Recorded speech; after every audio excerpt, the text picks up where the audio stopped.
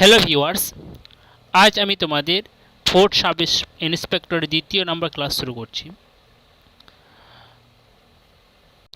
আজকের আলোচনায় থাকবে বিগত বছরে বিভিন্ন এক্সামে আসার কোশ্চেন সম্বন্ধে নিয়ে।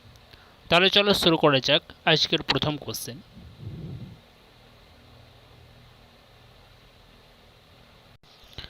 আজকের প্রথম কোশ্চেন বলেছে, দেখো, দুটি সংখ্যার যোগফল ও বিয়োগফল যথাক্রমে 135 ও 21। সংখ্যা দুটির বর্গের পার্থক্য কত? তো দুটি সংখ্যার যোগফলটা দিয়েছে 135 এবং বিয়োগফলটা দিয়েছে 21। তাহলে সংখ্যা দুটির বর্গের পার্থক্য। তাহলে আমি ধরে নিচ্ছি যে একটা সংখ্যা হচ্ছে এ এবং উপরটি হচ্ছে বি। তাহলে শর্ত অনুযায়ী কি লিখতে পারি যে এ প্লাস বি এটা সমান বলেছে 135 সমষ্টি, আর এ মাইনাস বি সমান হচ্ছে 21। এবার বলেছিল সংখ্যা দুটি বর্গের পার্থক্য। তাহলে এ এর বর্গ কি? এ স্কোয়ার মাইনাস পার্থক্য হচ্ছে মানে মাইনাস বি স্কোয়ার সমান। এবার দেখো এটা সূত্র আছে কি, এ স্কোয়ার মাইনাস বি স্কোয়ার সূত্র হচ্ছে এ প্লাস বি ইন্টু এ মাইনাস বি। এবার দেখো এ প্লাস বি হচ্ছে 135 আর এ মাইনাস বি হচ্ছে 21। এবার 135 সাথে 21 গুণ করে দাও। তাহলে 135 21 গুণ করলে হচ্ছে কত? 2835। তাহলে অপশান এ হচ্ছে সঠিক অ্যান্সার, 2835।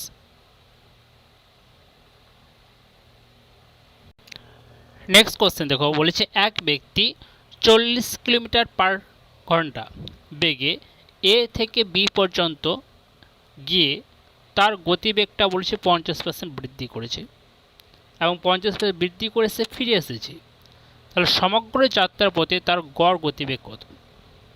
তাহলে এক ব্যক্তি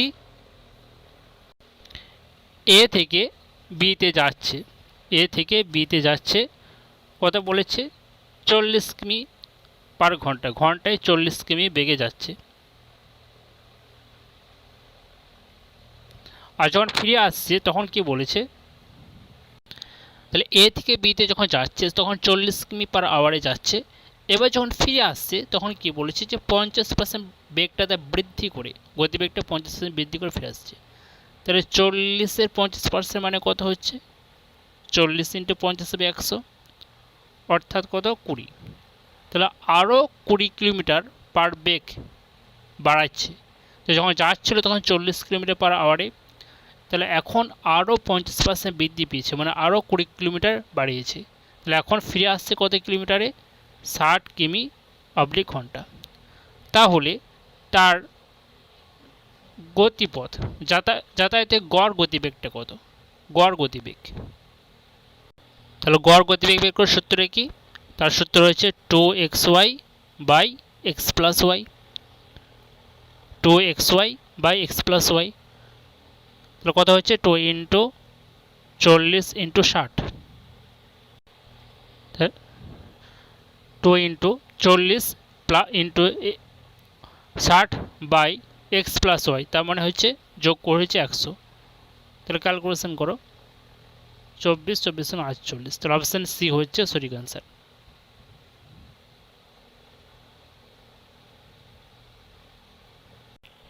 নেক্সট কোশ্চেন দেখো, বলেছে 8,930 টাকার বার্ষিক 8% সরল সুদের হারে 5 বছরে মোট সরল সুদ কত? এটা দেখো ফোর্থ এসআই 2019-এ পড়েছি। তো মোট সরল সুদ বের করতে বলেছে। আমরা সরল সুদ বের করার সূত্র জানি যে আয় সমান কি হয়? PTR by 100। এর সূত্র অনুযায়ী করলে হবে, অথবা বলেছে দেখো এখানে আসলটা পিটা কত বলেছে? আসলটা বলেছে 8,930 আর সুদের হার বলেছে 8%, আর সময়টা বলেছে 5 বছর। এবার আমরা কী করবো? এই দুটো গুণ করে দাও, তাহলে 40%। এবার 8,930 ইন্টু 40% করে দাও, তাহলে এর অ্যান্সার বেরিয়ে যাবে। তাহলে ক্যালকুলেশন করে 0 0 কেটে যাচ্ছে। তাহলে এটা গুণ করে দাও, 893-কে 4 দিয়ে গুণ করে দেখবে 3000 572 অ্যান্সার আসছে। অপশান সি হচ্ছে সঠিক অ্যান্সার। অথবা তোমরা এই সূত্র দিয়ে করতে পারো যে আই সমান PTR/100, অথবা এই দুটোকে গুণ করে দেবে, সুদের হার আর সময়কে গুণ করে 40% এবং 40% এই আসলে 40% করলে অ্যান্সার বেরিয়ে যাবে।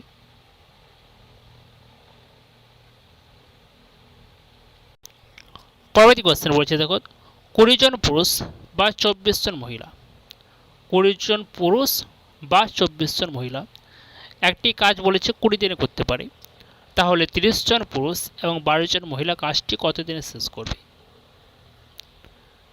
তাহলে আমরা লিখতে পারি এখানে যে 20 জন পুরুষ সমান হয়েছে 24 জন মহিলা। তাহলে লিখছি যে 20 জন পুরুষ, তাহলে 20 জন ম্যান ইকুয়াল টু হচ্ছে 24 জন ওমেন। এবার পুরুষ কতজন আছে? 30 জন, তাহলে 30 জন ম্যান সমান কত হবে? তাহলে 30 জন ম্যান সমান হচ্ছে কত? 24/20 ইন্টু 30। এটা ক্যালকুলেশন করো, ক্যালকুলেশন করে দেখো 0 0 কাটছে, 2 আর 24 কাটলে 12, তো 3 12 36, 36 জন হচ্ছে ওমেন। তাহলে আমি পেলাম যে 30 জন ম্যান সমান হচ্ছে 36 জন ওমেন, 30 জন পুরুষ সমান 36 জন মহিলা। এবার বলেছিল দেখো যে 24 জন মহিলা কাজটি করতে পারে কত দিনে? 20 দিনে। তাহলে এখন এই 36 জন মহিলা আর প্লাস আরও 12 জন আছে, এই 12 যোগ করে দাও, যে 36 আর 12 44, 48। তাহলে 48 জন মহিলা হচ্ছে, তাহলে ওরা কাজটি কত দিনে শেষ করতে পারবে? তাহলে দেখো 24 জনাতে 24 জন ওমেন এরা কাজটি করছে কত দিনে? 20 দিনে শেষ করছে। তাহলে এখন কতজন? 36 প্লাস 12, 48 জনাতে কত দিনে করবে? 24 জনাতে যদি 20 দিন টাইম লাগে, তাহলে 48 জনাতে কত লাগবে? 10 দিন।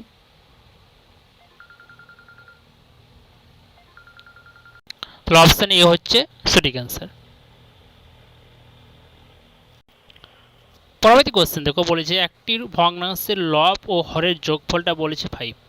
ভগ্নাংশের লব ও হরের যোগফলটা 5, লবের 5 গুণ হরের দ্বিগুণ অপেক্ষা 4 বেশি, ভগ্নাংশটি কত? তাহলে আমরা জানি যে ভগ্নাংশের উপরটাকে বলা হয় লব আর নিচেরটাকে বলা হয় হর। এখানে বলেছে দেখো লব ও হরের যোগফলটা 5। তাহলে আমরা এটাকে অপশন টেস্ট করে দেখছি যে কোনটার লব আর হরের যোগফলটা 5 হচ্ছে।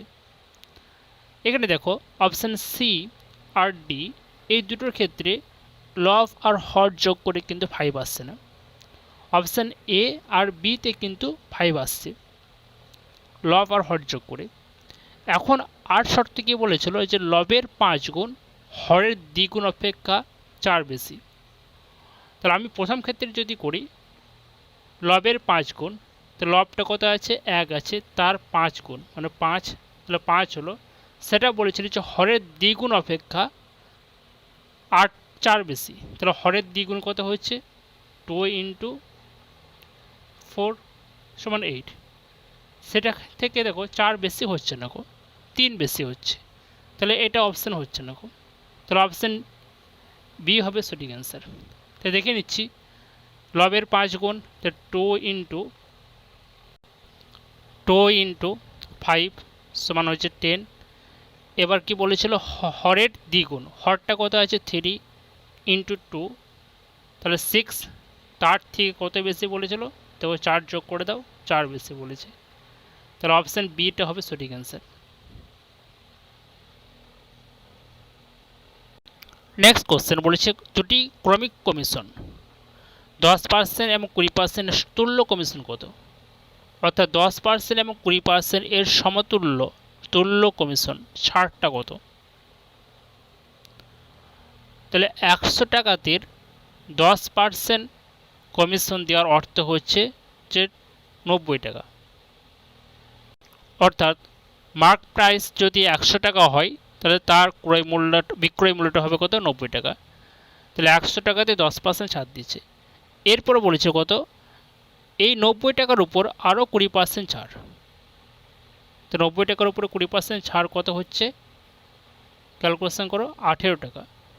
তাহলে প্রথমে ছাড় পেয়েছে কত, প্রথমে ছাড় পেয়েছে দেখো 100 টাকাতে 10 টাকা ছাড় পেয়েছিল, আর এখন এই 90 টাকাতে 20% ছাড়, মানে 18 টাকা ছাড় পাচ্ছে।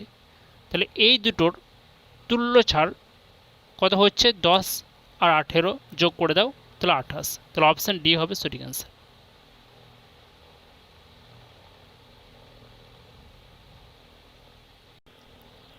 নেক্সট কোশ্চেন দেখো, বলেছে 7 বছর পূর্বে এ এবং বি এর বয়সের অনুপাত ছিল 3:4, 9 বছর পরে তাদের বয়সের অনুপাতটা হয়েছে 7:8। তাহলে বি এর বর্তমান বয়স, এটা দেখো ফুড এসআইএ 2019-এ পড়েছে যে 7 বছর পূর্বে তাদের এ আর বি এর বয়সের অনুপাত ছিল 3:4, আর 9 বছর পর তাদের বয়সের অনুপাতটা হয়েছে 9 বছর পর বয়সের অনুপাতটা হবে 7:8। তাহলে দেখো আমি এখানে লিখেছি পূর্বে, বর্তমান এবং পরে। তাহলে পূর্বের অনুপাতটা কত ছিল, পূর্বের অনুপাত ছিল 3:4, বর্তমানে কিছু নেই, পরে কত হয়েছে 7:8।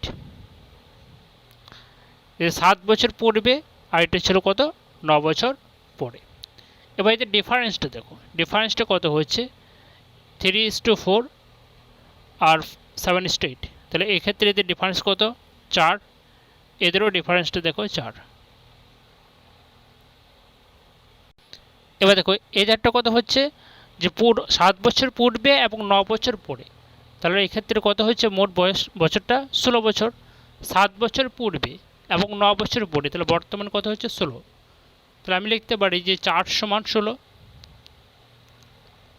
4 সমান 16, তাহলে 1 সমান কত, তাহলে 1 সমান 4। এবার দেখো বি এর বর্তমান বয়সটা হচ্ছে, তো বিটা কত আছে 4 আছে, তাহলে 4 সমান যদি 16 হয় তাহলে 1 সমান 4, তাহলে এই দেখো 4 সমান 16, তাহলে 1 সমান 4। তাহলে আবার 4, বি এর বর্তমান বয়সটা ছিল কত 4, 4 তাহলে 16 হচ্ছে। এবার বলেছিল যে 7 বছর, এটা কিন্তু 4 বছর, 7 বছর পূর্বে বিয়ের বয়স ছিল 16 বছর। তাহলে 7 বছর পরে কত হবে, 16 + 7 যোগ করে দাও, তাহলে 23। তাহলে 7 বছর পূর্বে বিয়ের বয়সটা ছিল 16 বছর, এবং 7 বছর পরে তার বয়সটা কত হবে 16 + 7, অর্থাৎ বর্তমান বয়সটা হচ্ছে কত 23 বছর। নেক্সট কোশ্চেন দেখো, বলছে একজন নির্বাচনে 2 জন প্রার্থীর মধ্যে একজন মোট বৈধ ভোটের 55% ভোট পেয়েছে। যদি মোট ভোট 15,200 হয় এবং 15% ভোট অবৈধ ঘোষিত করা হয়েছে, তা দ্বিতীয় প্রার্থী কত ভোট পেয়েছে। তাহলে মোট ভোট ছিল কত 15,200, এর মধ্যে বলে দিয়েছে দেখো 15% ভোটটা অবৈধ।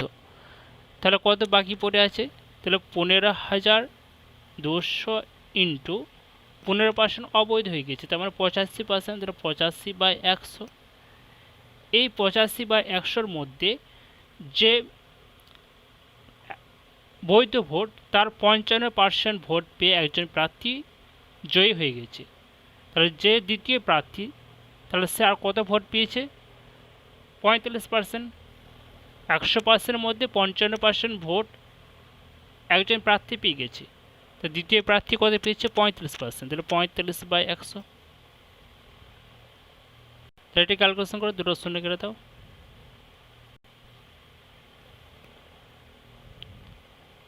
5 থেকে কাটছে দেখো, 585, 5 থেকে 20, আবার 5 থেকে কাটছি 4, 5 থেকে 9, আর 4-এর সাথে 152 কেটে দাও 38। এবার 38 17 9 গুণ করে দাও, এটা গুণ করে দেখো অ্যান্সার আসবে বিটা 5814।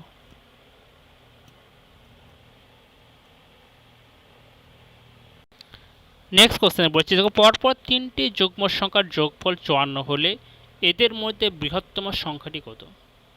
তাহলে পরপর 3টি যুগ্ম সংখ্যা আছে, জোড় সংখ্যা আছে, তাদের যোগফলটা বলে দিচ্ছে 54। তাহলে এদের মধ্যে যে বৃহত্তম সংখ্যা সেটি কত হবে।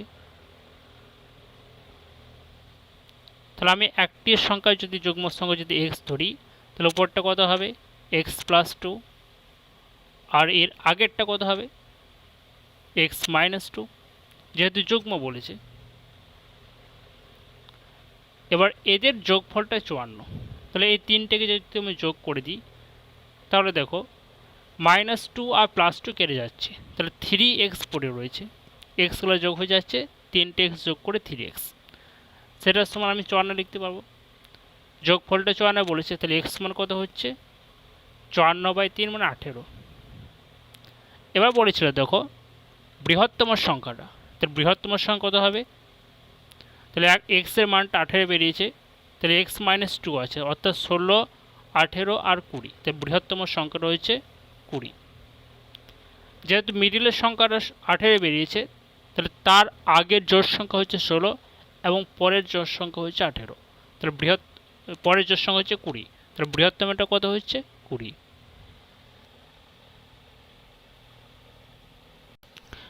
নেক্সট কোশ্চেন বলছে 137 মিটার ও 163 মিটার দীর্ঘ ট্রেন পরস্পরের দিকে যথাক্রমে 42 কিলোমিটার অবলিক ঘন্টা এবং 48 কিলোমিটার অবলিক ঘন্টা বেগে আসতে থাকলে তাদের পরস্পরকে অতিক্রম করতে কত সময় লাগবে। তাহলে কি বলেছে পরস্পরের দিকে আসছে, অর্থাৎ আপেক্ষিক গতিবেগটা কত হচ্ছে, এদের আপেক্ষিক যে দূরত্ব, আপেক্ষিক দূরত্বটা যোগ হয়ে যাবে, তাহলে 137 প্লাস 163, তাহলে কত হচ্ছে 137 63 300, তাহলে 300 মিটার। এবার গতিবেগটা কত, গতিবেগটা হচ্ছে কত 42 প্লাস 48, এর যোগ করে দাও 90 কিমি অবলিক ঘন্টা। এই 90 কিমি অবলিক ঘন্টাকে আমি কি করছি মিটার পার সেকেন্ডে কনভার্ট করছি, তাহলে 18/5 থেকে গুণ করে দাও, তাহলে 5 8 90, তাহলে 25 মিটার অবলিক সেকেন্ড। তাহলে দেখো তাহলে সময় বের করতে বলেছিল, তো সময় বের করার সূত্রটা কি মোট দূরত্ব বাই গতিবেগ, তাহলে মোট দূরত্ব কত আছে 300 মিটার আর গতিবেগটা কত হয়েছে 25 মিটার অবলিক সেকেন্ড, অর্থাৎ 1 সেকেন্ডে সে 25 মিটার যাচ্ছে, তাহলে 300 মিটার যেতে সময় কত লাগবে 300/25, অর্থাৎ হচ্ছে 12 সেকেন্ড। তাহলে অপশান এ হচ্ছে সঠিক অ্যান্সার, 300/25 করে দাও, তাহলে হচ্ছে 12 সেকেন্ড, তাহলে 12 সেকেন্ড সময় লাগছে। পরবর্তী কোশ্চেন বলেছে দেখো এক ব্যক্তি একটি জিনিসের লিখিত মূল্যের উপর 10% ছাড় দিচ্ছে, মার্ক প্রাইস লিখিত মূল্য আছে সেটার উপর 10% ছাড় দিচ্ছে এবং 10% ছাড় দেওয়ার পরও সে যখন 17% লাভে বিক্রি করছে, তাহলে ক্রয় মূল্যের উপর তার 17 লাভ কত হবে। তাহলে আমি ধরে নিলাম যে তার লিখিত মূল্য ছিল কত 100 টাকা, তাহলে 100 টাকা লিখিত মূল্য ছিল, এর উপর সে 10% ছাড় দিচ্ছে, তার মানে 90 টাকাতে সে বিক্রি করছে, অর্থাৎ বিক্রয় মূল্যটা হচ্ছে 90 টাকা। এরপর কি বলেছে সে 17% লাভ করেছে, অর্থাৎ 100 টাকায় যদি ক্রয় মূল্য হয় তাহলে তাকে বিক্রি করতে হচ্ছে কততে 117 টাকাতে, তাহলে তার 17 টাকা লাভ থাকবে, 17% লাভ থাকবে। তাহলে এখনও বলেছিল যে ক্রয় মূল্যের উপর শতকরা লাভ কত, ক্রয় মূল্য, তাহলে আমি লিখতে পারি যে 90 সমান হয়েছে কত 90, এটা হয়েছে কত 117, তাহলে 100 সমান কত হবে, তাহলে দেখো এখানে আমি একটা শূন্য কেটে দিচ্ছি। এবার দেখো 9-এর সাথে কত গুণ করলে 117 হবে 13, তো 9কে 13 দিয়ে গুণ করলে 117, ঠিক একইভাবে 10কে 13 দিয়ে গুণ করে দাও, তাহলে 130, তাহলে ক্রয় মূল্যের উপর শতকরা লাভ কত 130 - 100, তাহলে 30 টাকা, তাহলে অপশান এ হচ্ছে সঠিক অ্যান্সার।